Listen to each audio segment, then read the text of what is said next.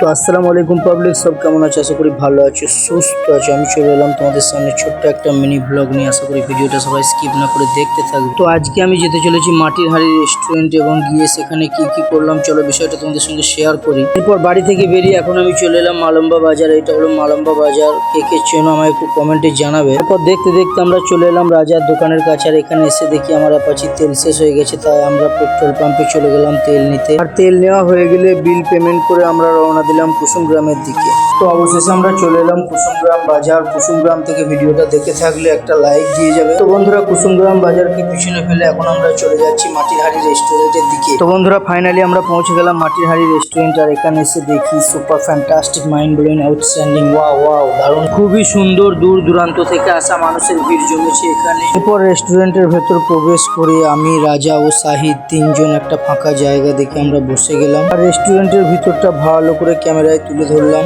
আর তারপর এখানে কি কি আইটেম রয়েছে মেনু কার্ডের পাতা উল্টে উল্টে দেখতে লাগলাম। এরপর অবশেষে আমরা এক প্লেট চিকেন পকোড়া অর্ডার করে দিলাম। তারপর আমরা একে একে খেতে শুরু করলাম এবং খেতে খেতে অনুভব করলাম চিকেন পকোড়াটা খুব সুন্দর বানিয়েছি। এরপর খাওয়া কমপ্লিট করে আমি চলে এলাম রিসেপশনে থেকে বিল পেমেন্ট করার জন্য। এরপর বিল পেমেন্ট করা হয়ে গেলে আমি চলে এলাম বাইরে, রেস্টুরেন্টের বাইরের পরিবেশটা একটু তোমাদেরকে দেখাবো বলে। তো বন্ধুরা, তোমরা কে কে এই রেস্টুরেন্টে ডিনার করতে এসছো আমাকে একটু কমেন্টে জানাবে। আর আমার ভিডিও ভালো লাগলে পেজে একটা ফলো করে যাবে। তো বন্ধুরা, ভিডিওটা আমি এখানেই শেষ করলাম। দেখা হচ্ছে আবার পরের ভিডিওতে। Tata, bye bye, thank you.